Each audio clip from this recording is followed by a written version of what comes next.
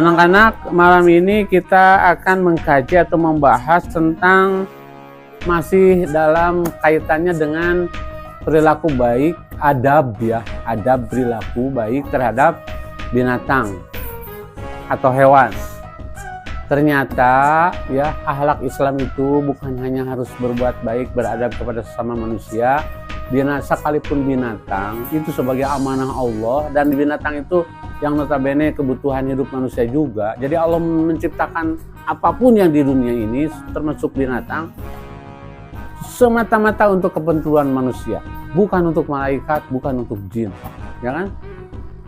Oleh karena itu kita harus berbuat baik kepada binatang atau hewan. Waktu itu udah dijelaskan bagaimana cara perilaku baik terhadap binatang, ya. Secara garis besar kita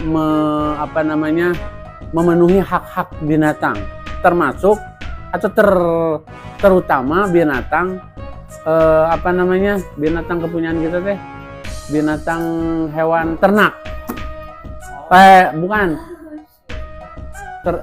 peternakan, ya. Peliharaan, ya. Ada hewan peliharaan, ada hewan ternak. Yang diternakan itu ketika kita memiliki binatang yang diambil manfaat dagingnya, ya kan? Seperti kambing, sapi, unta, ayam. Yang diperlukan kan itu dagingnya. Semakin besar semakin bernilai harganya. Ada juga hewan yang dibutuhkan oleh kita bukan dagingnya, tapi tenaganya. Ya, untuk apa? Untuk transportasi seperti kuda. Ya, untuk membawa mengangkut barang-barang dari jarak yang jauh. Apalagi zaman dulu sebelum ada kendaraan. Dan ada juga hewan yang dibutuhkan sebagai tunggangan, ya, seperti kuda tadi, ya. Ada juga binatang yang dagingnya tidak dibutuhkan, tenaganya tidak dibutuhkan, tapi sebagai hiasan, ikan, ular, atau apapun yang dinikmati itu karena keindahannya. Burung, bahkan burung itu ada yang harganya 300 juta, anak-anak clear tuh. 300 juta segede kieu. Pirage bisa ngomong kieu, cipeu gituan burung. 300 juta. Coba, padahal si Rapi bisa nyebut gitu, cipeu, mau apa yuk dijual 200 juta aja. Si Rapi mau apa yuk 200 juta. Tapi burung segede kieu, cipeu, 300 juta, ya Allah. Kenapa? Karena disenangi oleh manusia. Meskipun Pak Agus hobi senang, ali 300 juta mah mana duitnya tuh anak-anak, ya. Kalau Pak Agus suka burung, misalnya paling-paling ya yang 10, yang 1 juta gitulah masih kebelinya 200.000, masih 300 juta. Ayah si Johnny BFT yang miliaran keuangannya 300 juta, saudara-saudara. Sampai ada yang 500 juta, liar tuh. Kacipta lamun mati, so. Isuk-isuk ditinggali burungnya udah mati. Nah, sebaliknya kita harus waspada, jangan sampai menyakiti binatang, baik binatang ternak, binatang hewan peliharaan, dan lain sebagainya. Kita harus menjaga jangan sampai menyakiti. Apa saja ya yang termasuk menyakiti itu? Di sini di dalam pelajaran akhlak sudah diceritakan. Yang pertama adalah membiarkan hewan kelaparan, kehausan, dan ditinggal di tempat yang tidak layak.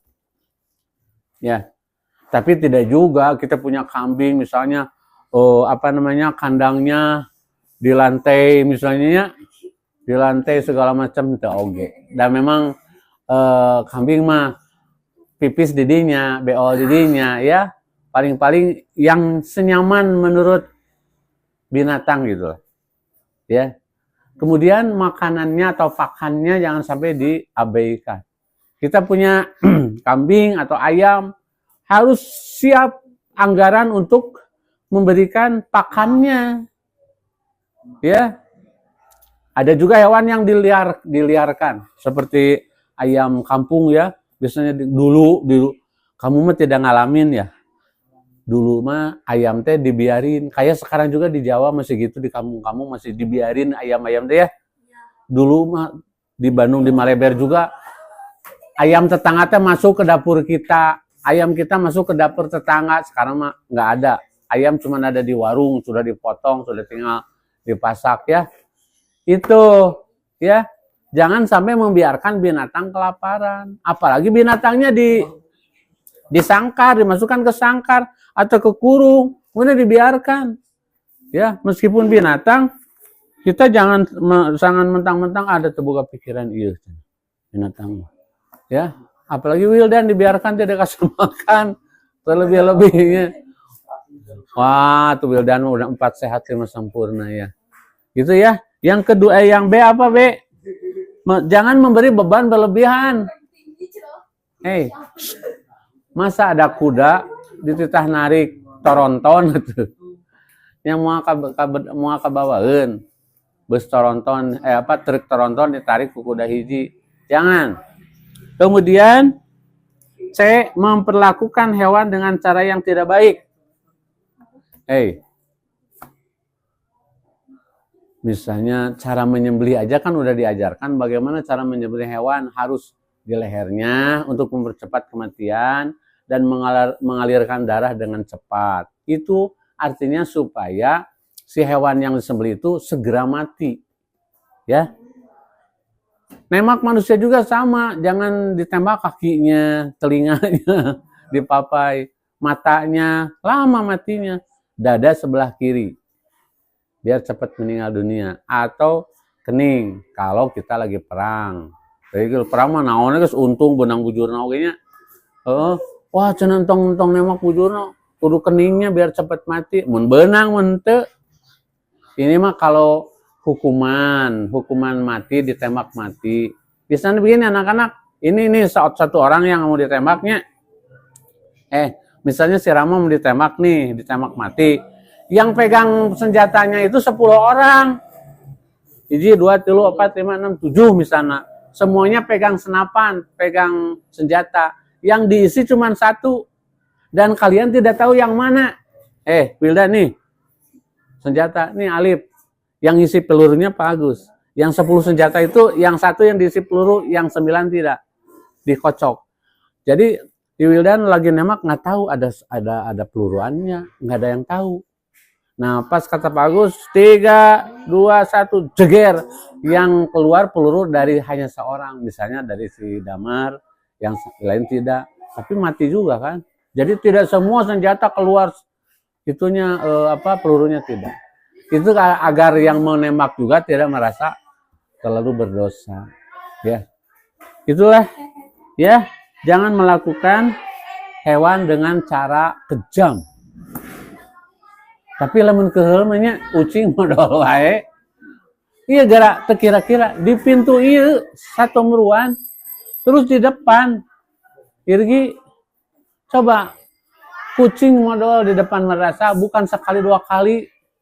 Ya, urang teh atuh da ari rek ngamuk da ucing dinya sok dicarekan sia atuh teu mikir teh ucing itunya di mana wae.